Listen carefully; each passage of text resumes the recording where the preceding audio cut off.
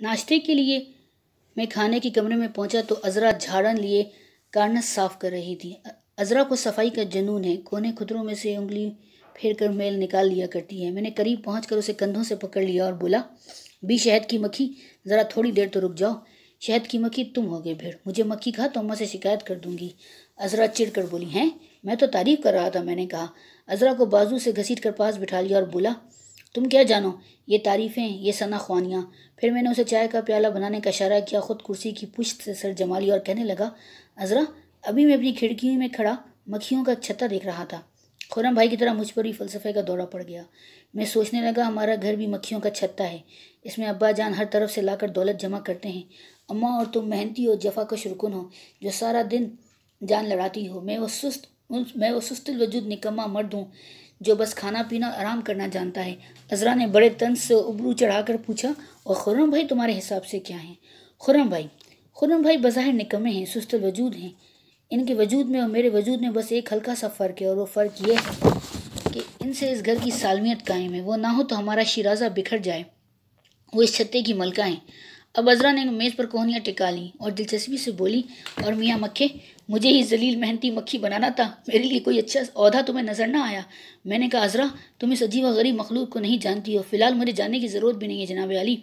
आप जल्दी जल्दी चाय पिएँ, मुझे सिरी पाए पकाने हैं। मैं ज़रा फ़लसफ़े के मूड में था, बोला, अज़रा बेगम, कोई अच्छा काम भी कभी किया करो। गोश्त खाना अव्वल तो मेरे नज़दीक घटिया फ़ेल है, लेकिन अगर गोश्त खाना ही ठहरा तो कुछ ऐसी बोटियाँ पकाया करो जिनका सरसरी नज़र में जानवर से कोई ताल्लुक नज़र ना आए। सिरी पाए, दिल, फेफड़े खाना तो बहुत बड़ी हमाकत है। अज़रा ने मेरी बात की परवाह ना की और बावर्ची खाने की तरफ चली गई। मैं चुपचाप बैठकर चाय पीने लगा, लेकिन मुझ पर शहद की मक्खी बुरी तरह सवार थी। चाय प्याले में ठंडी हो गई, सतह पर हल्की सी तह उभर आई, और जब मैंने नज़रें उठाई तो सामने खुर्रम भाई खड़े मुस्कुरा रहे थे। मुझे देखकर बोले, क्यों मियाँ, क्या सोच रहे हो? मैंने भी शगुफ्तगी से जवाब दिया, ये सोच रहा था खुर्रम भाई कि ज़ेबरा सफ़ेद होता है या स्याह? भाई, न सफ़ेद होता है न स्याह। उन्होंने मुस्कुरा कर कहा, यही तो मैं पूछता हूँ, सफ़ेद जानवर पर स्याह धारियाँ होती हैं कि स्याह जानवर पर सफ़ेद धारियाँ? फरमाइए। खुर्रम भाई हंस दिए और बोले, मियाँ, तुम तो सोचते सोचते किसी दिन खुद ही ज़ेबरा बन जाओगे। अज़रा को सैर का शौक़ तो बहुत है, लेकिन मुझे इसकी एक आदत से बड़ी चिढ़ है। चलती है तो आंखें हाथों पर जमी होती हैं, और हाथों में ये लंबी लंबी सिलाइयाँ होती हैं। टिक टिक टिक टिक टिक टिक, धागा आगे पीछे चलता है, दाएं बाजू में लटका हुआ प्लास्टिक का थैला हिलता रहता है, और ये कि जनाब सैर हो रही है।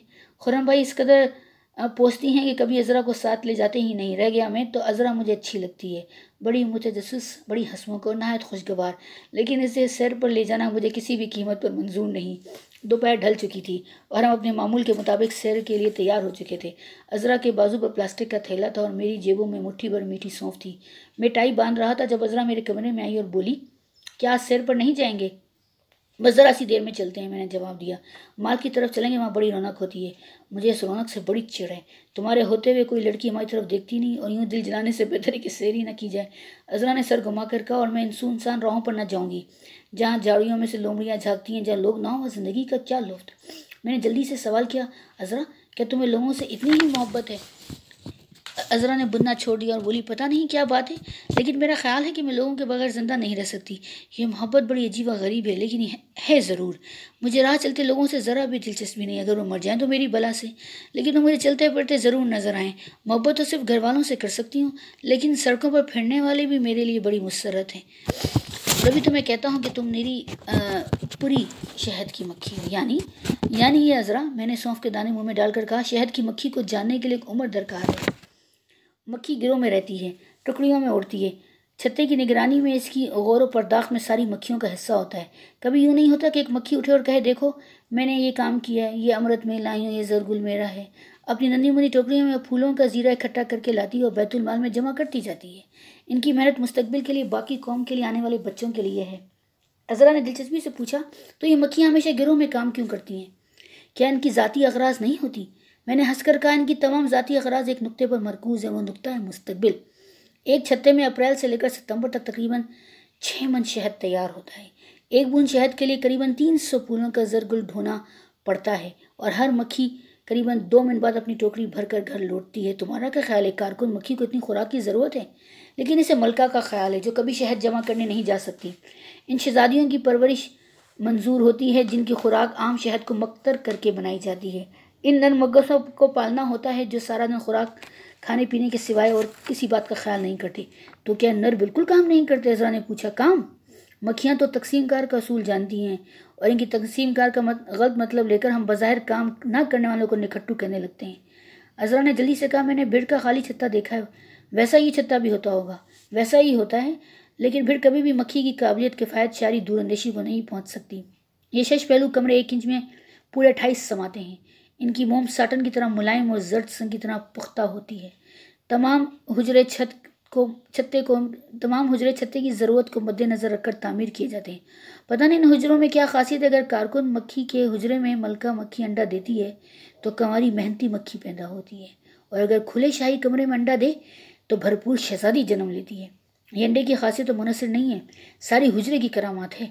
अगर शाही महल का अंडा निकालकर कारकुन मक्खी के हुजरे में रख दिया जाए तो 22 दिन के अंदर इसमें से एक मेहनती मक्खी निकल आएगी, और अगर यही अंडा शाही हुजरे में रखा जाता तो 16 दिन में इसमें से एक शहजादी निकलती, जिससे छत्ते की तमाम उम्मीदें वाबस्ता होती हैं, जो आइंदा कई छत्तों की हाकिम और मलका बनकर जिंदगी गुजारती। अज़रा ने अपना थैला और सलाइयाँ एक तरफ रख दी और बड़ी दिलचस्पी से बोली, कुछ तो फ़र्क कारकुन मक्खी और नर की ज़ाहिरी साख्त में भी होगा ना? बिल्कुल बिल्कुल। नन्ही सी कारकुन मक्खी को अल्लाह मियाँ ने बहुत सी ऐसी चीज़ें अता की हैं जिनकी मदद से वो अमृत बनाती है, ज़ीरा गुल इकट्ठा करती है और शहद जमा करती है। एक तो वो नाली होती है जिसकी मदद से वो फूलों का अमृत उड़ाती है। फिर टांगों पर तीखे बालों की वो टोकरियाँ हैं जिनमें वो फूलों का ज़ीरा इकट्ठा करती हैं। नन्ही नन्ही कंखियाँ भी इन्हीं टांगों पर होती हैं जिनकी मदद से वो ये ज़ीरा गुल झाड़ कर जमा कर लेती हैं। बुरिश की तरह के सख्त बालों की मदद से वो अपनी टांगें साफ करती है और छत्ता गंदा नहीं होने पाता। दांतों की मदद से वो मोम को काटती, डालती और हुजरे बनाती है। इन नेमतों के अलावा इसके अंदर वो मुख्तलिफ़ किस्म की गुदुदें भी होती हैं जो मोम बनाने के काम आती हैं। शहजादियों की खुराक आम मक्खियों से मुख्तलिफ और लतीफ़ होने के बाद बड़ी एहतियात से बनती है। ये सिर्फ दाया मक्खियों की गुदुदें बना सकती हैं। दाया मक्खियाँ कम उम्र होती हैं, लेकिन ज़रा पुख्ता हो जाने पर ये मक्खियाँ भी मोम बनाने लगती हैं। कारकुन मक्खी का लार्वा और शहजादियाँ यही अमृत खाकर पलती हैं। फ़र्क सिर्फ इतना है कि कारकुन मक्खी का लार्वा सिर्फ 2-4 रोज़ ये लतीफ़ ग़िज़ा खाता है और शहजादी आखिर तक इसी खुराक पर पलती है। अब अज़रा ने सर घुमाकर खिड़की की तरफ देखा और बोली, हाय, सामने दरख्त पर जो छत्ता जो लगा है, तभी तुम्हें इस कदर दिलचस्पी पैदा हुई है। मैंने जूतों पर कपड़ा फेरते हुए कहा, नहीं, दिलचस्पी तो अरसे से है। अब इनको और मेरा सुबह व शाम का साथ है, इसलिए मैं इनके मुतालिक ज़्यादा सोचता रहता हूँ। फिर मैं खिड़की में जाकर खड़ा हो गया। आज सुबह से मक्खियों के संतरी मुँह उठाए छत्ते से चिमटे हुए थे। ज़ीरा गुल से भरी हुई टोकरियाँ लाद कर जब मक्खियाँ पलटी तो ये सख्ती से इनकी राह रोक कर खड़े हो जाते। इनके रवैये से गुस्सा और झंझलाहट ही ज़ाहिर न थी, बल्कि किस्म का खौफ भी नुमाया था। मेहनती मक्खियों का रवैया भी आज सारा दिन मुख्तलिफ से मुख्तलिफ रहा था। इसी तरह की नफसा नफसी और अफरा तफरी हर तरफ फैली थी। सुबह कई घंटे मैंने खिड़की में खड़े खड़े गुजारे थे। बेशतर मक्खियाँ आज काम पर ना निकली थी। फिज़ा में गुस्से और जल्लाहट का मुजाहरा था। पंखा कुली बड़ी मुस्तादी से छत्ता ठंडा करने में मसरूफ़ थे, और अब तो ये ज़ाहिर होता था कि मक्खियाँ मज़ीद ज़रगुल लाने के बजाय गोदाम में से शहद समेट कर उड़ने के लिए तैयार हैं। मैंने आसमान पर नज़र दौड़ाई और बोला, अज़रा, आज घर पर ठहरते हैं, कुछ गपशप रहेगी। मैं तुम्हें सांपों की कहानियाँ सुनाऊंगा, तो मेरे लिए चाय बनाना। अज़रा उठ खड़ी हुई और बोली, जी हाँ, चाय भी मैं ही बनाऊँ और कहानी भी मुझी को सुनाओ।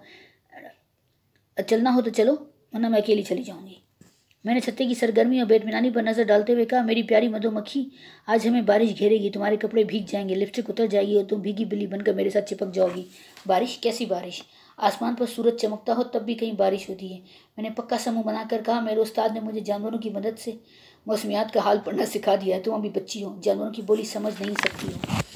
अज़रा कमरे से बाहर निकल गई और चिढ़कर बोली, तुम्हें अगर आना हो तो आ जाओ, वरना मैं पिंडी पॉइंट की तरफ चली हूँ। अब्बा जान ने पूछा तो साफ कह दूंगी, भगीले हजरत साथ न चलते थे तो हम क्या करते।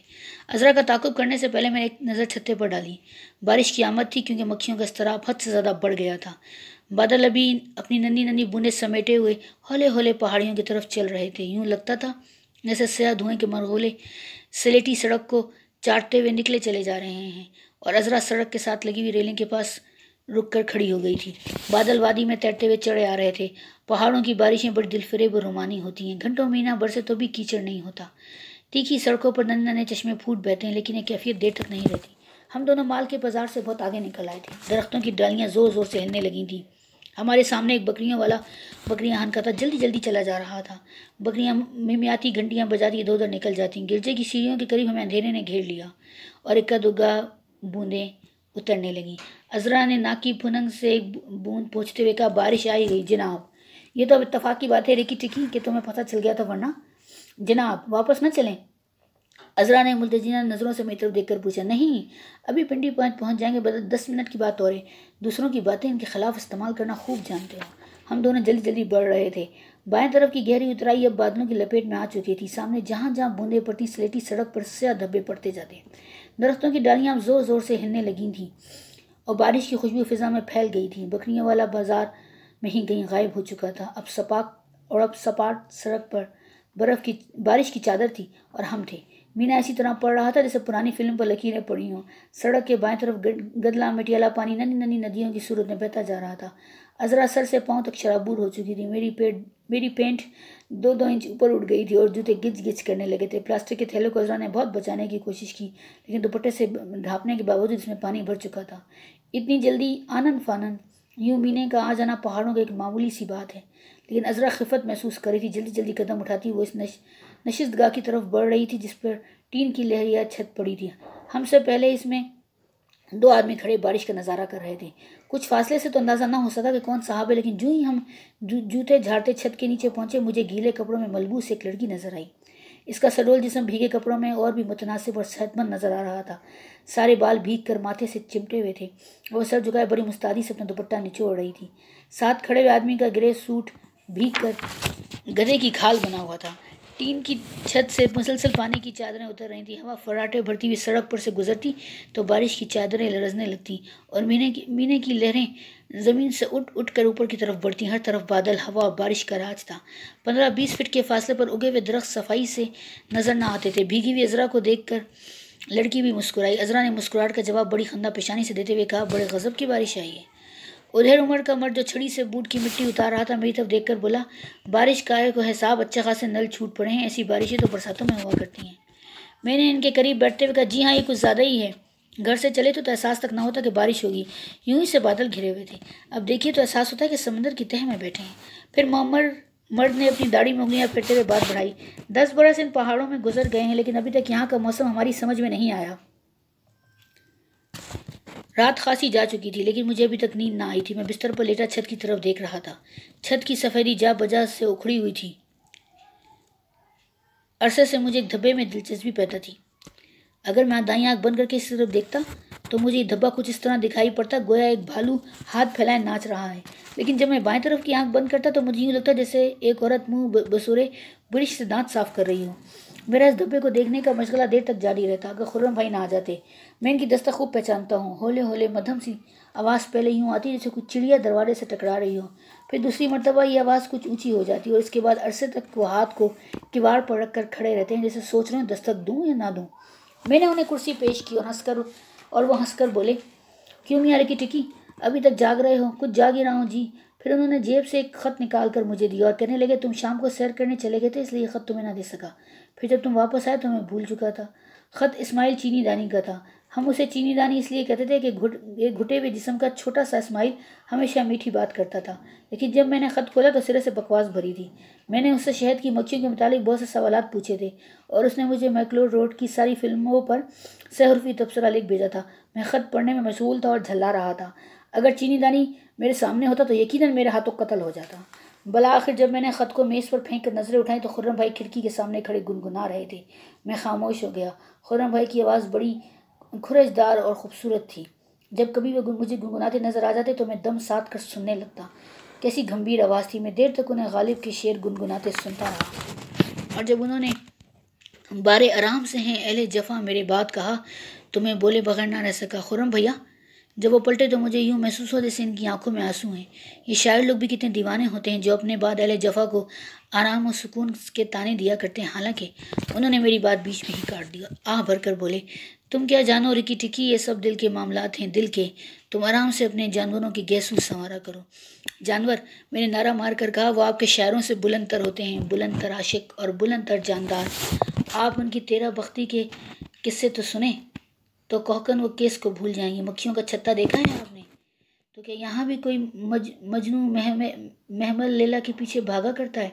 उन्होंने पूछा। हमारे यहाँ तो एक लैला के पीछे एक ही मजनू भागा करता है। कोई दूसरा भी किस्मत आजमाई के दर पे हो तो रकीब रोसिया कहलाता है। मक्खियों में लाखों मजनू एक मलका के पीछे भागते हैं। हर एक सर धड़ की बाजी लगाता है। हर एक तन मन धन लुटाने पर रजामंद होता है। यहाँ बुलहविस नहीं, यहाँ एक भी आशिक ऐसा नहीं जिसने महज तफरी तबाह के लिए मोहब्बत का ढोंग रचा रखा हो। इनके यहाँ रोमान का रवाज नहीं है। उनके भाईजान इन सब की किस्मत में तीरा बख्ती लिखी है। जो नाकामयाब हुए वो भी बदनसीब, और जो शराब विसाल से सरशार हुए वो भी तीरा बख्त सुख्ता जान। तुम तो शायरी पर उतर आए हो, कुछ सीधी सादी बात करते तो मैं समझता भी। भाई खुर्रम, मैंने कहा।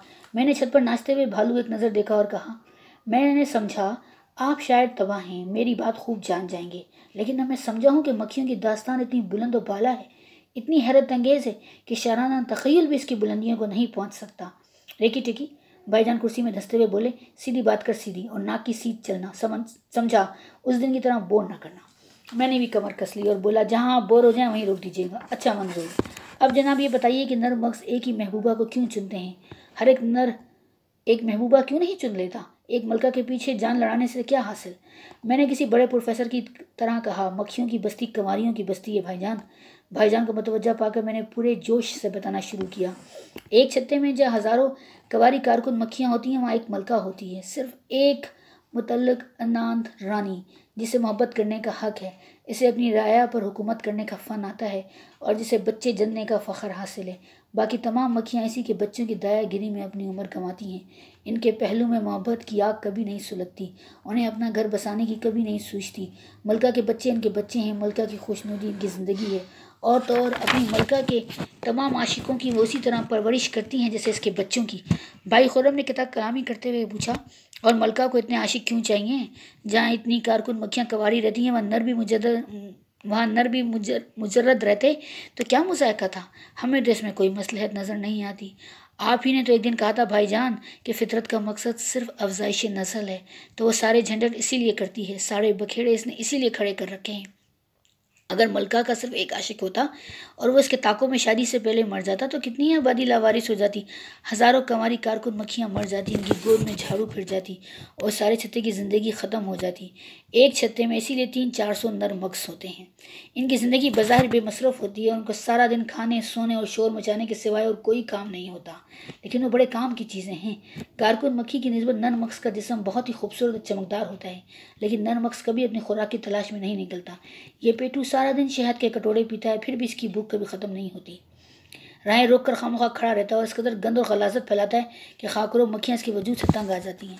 काहिल और तसाइल पसंद निकट्टू सारा दिन इकट्ठे बैठे गपबाजी में गुजारते हैं और मुस्तकबिल के मुतालिक पता नहीं क्या क्या मंसूबे बांधते हैं, लेकिन उन्हें इल्म ही नहीं होता कि ज़िंदगी उन्हें किस मसरफ़ में लाएगी, कारकुन मक्खियाँ उन्हें किस आस पर पाल रही हैं और बलाखिर इनका अंजाम क्या होगा। भाई खुर्रम मेरे बयान में दिलचस्पी ले रहे थे और मुसरत से बोले, अच्छा तो छत्ते की मलका भी मकड़ी की तरह बेरहम होगी, वो भी अपने आशिक को निवाला बना लेती होगी। निवाला बना लेने में मकड़ी को वो लज्जत ना मिलती होगी जो मलका को अपने आशिक को खाक व खून में तड़पा कर मिलती है। इसके आशिक की मौत पर छत्ते में खुशी के शादियाने बजते हैं, खुशियाँ होती हैं। मेरे नज़दीक तो मलका का आशिक सच्चा शहीद होता है। बात अभी तक खुली नहीं टिकी, तुम फिर शायरी पर उतर आए हो। मैंने मजीद शायरी बरतते हुए कहा, छत्ते में कंवारी मलका के साथ साथ कई 100 नर मग्ज़ भी रहते हैं। मलका इनसे पर्दा नहीं करती है, मलका के सामने आते जाते हैं, लेकिन सोज़े इश्क की आग इनके दिल में नहीं सुलगती। इनकी मोहब्बत बुलंदियों की मोहब्बत है, नीले आकाश पर इनका बंधन होता है, और वहीं मलका की मांग लम्हा भर को सिंदूर से भरती और फिर बेवगी का टीका भी माथे पर लग जाता है। जिस कदर एक छत्ता बर्बादी की तरफ माइल होगा, उसी कदर उसमें निखट्टू नर मगोसों की तादाद बहुत ज़्यादा होगी। बाज़ औक़ात तो ये तादाद 5-6 हज़ार तक पहुँच जाती है, लेकिन इन तमाम आशिकों का आशय एक सा होता है।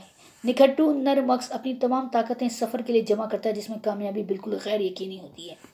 खुर्रम भाई ने जल्दी से पूछा, जब मलका और नर मक्स एक ही छत्ते में रहते हैं तो वहीं इनकी शादी क्यों नहीं हो जाती? शहद की मक्खी आर्टिस्ट है भाईजान, उसे फूलों से, दरख्तों से, आकाश की नीलाहट से इश्क है। वो भला मोम के अंधेरे शहर में क्यों कर शादी रचा सकती है? बाहर के एक चमकीले दिन नई नवेली दुल्हन दहलीज से बाहर कदम धरती है।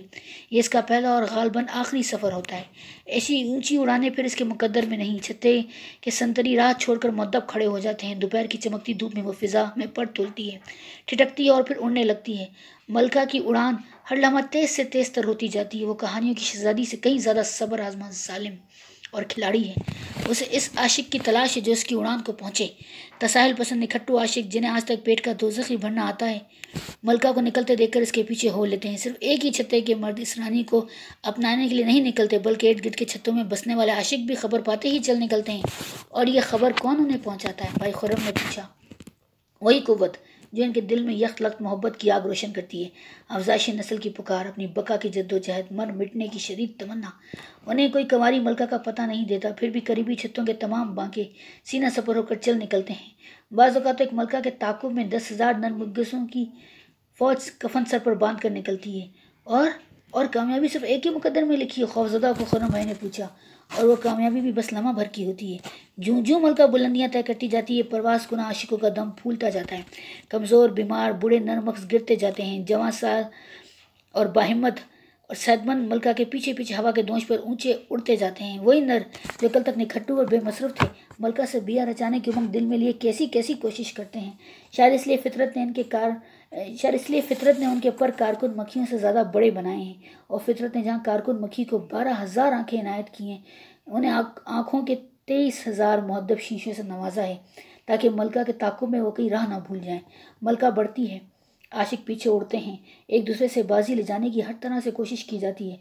आमतौर पर एक मलका के पीछे 1,000 का गिरोह होता है, और जब मलका आसमान की नीली गहराइयों में जा निकलती तो सिर्फ 10-15,000 जांबाज इसके पीछे रह जाते हैं।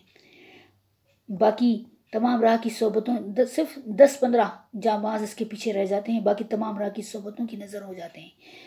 कुछ जी हारे निगरे नौजवान घर की राह लेते हैं, लेकिन डरबी रेस समझ कर दौड़ने वाले 10-15 जांबाज मलका से चंद कदम नीचे फिड़फिड़ाते घबराते बढ़ते चले जाते हैं।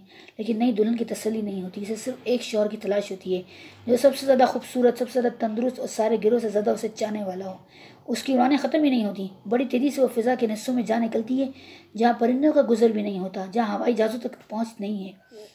फिर इन 10-15 की टुकड़ी घटकर 2-3 पर मुश्तमिल रह जाती है। उन थके हारे आशिकों में से कोई एक फिर एक आखिरी बार जोर लगाकर मलका को अपनी आगोश में ले लेता है। बला आखिर, खुर्रम भाई बोले, बला आखिर जांबाज अपनी महबूबा से जा मिलता है, लेकिन मादर फितरत को किसी की जान अजीज़ नहीं है भाईजान, और वह सब कुछ अफज़ाइश नस्ल के लिए करती है। नरमक्स एक लम्हे की राहत में अपनी जान खो बैठता है। जूँ ही इसके बाजू मलका के गिर्द हमाइल होते हैं और वो लज्जत विसल से हमकिनार होता है, इसकी पेट की झिल्ली फट जाती है। नरमक्स अपनी रूह ज़िंदगी की सारी तमन्नाएं और अपनी जान ही मलका की नज़र नहीं करता। मलका अपने निचले धड़ के लथेड़ों से लथड़ी हुई घर पर लौटती है। मादा अजल से जालिम है, खुर्रम भाई ने ज़ेरे लब कहा। कई एक लोगों का ख्याल है कि मलका अपनी इस फतह पर बहुत नाजा होती है, लेकिन मेरा ख्याल है इसका दिल इस तजुर्बे से बुझ कर रह जाता है। वह नहायत आस्तगी से घर की राह लेती है, इसके कदमों में पायल की झंकार नहीं होती, उसका सर नदामत से झुका होता है, और छत्ते में दाखिल होने से पहले वह दहलीज पर खड़ी रहती है, जैसे इसके जी में मौत की तमन्ना और आइंदा नस्लों की जिम्मेदारी बरसरे पैकार हों। फिर कारकुन मक्खियाँ दुल्हन को अपने टांगों से दूल्हा की लाश के लोथड़े उतारते देखती हैं। सारे छत्ते में धूम पड़ जाती है कि ब्याह हो गया, शादी हो गई, शादियाने बजाओ, तराने बजाओ। मलका अपने नौशी की लाश के टुकड़े खाकरोब मक्खियों के हवाले करके अपने ईवान में दाखिल हो जाती है, और फिर कभी बिया रचाने का नहीं सोचती। एक शादी एक वसल ऐसा जानका साबित होता है कि ज़िंदगी भर हौसला नहीं पड़ता कि नीले आकाश की पिनाहियों का फिर रुख करे। और बाकी नरमक्स जो मलका को नहीं पा सकते, इनका क्या बनता है? खुर्रम भाई ने पूछा। मैंने खुली खिड़की में से अखरोट का दरख्त देखते हुए कहा, बेशतर इस उड़ान में से जान गंवा बैठते हैं, लेकिन जो घर पलटते हैं इनका स्वागत बिल्कुल इसी तरह होता है जैसे पीठ दिखाने वाले सिपाही का।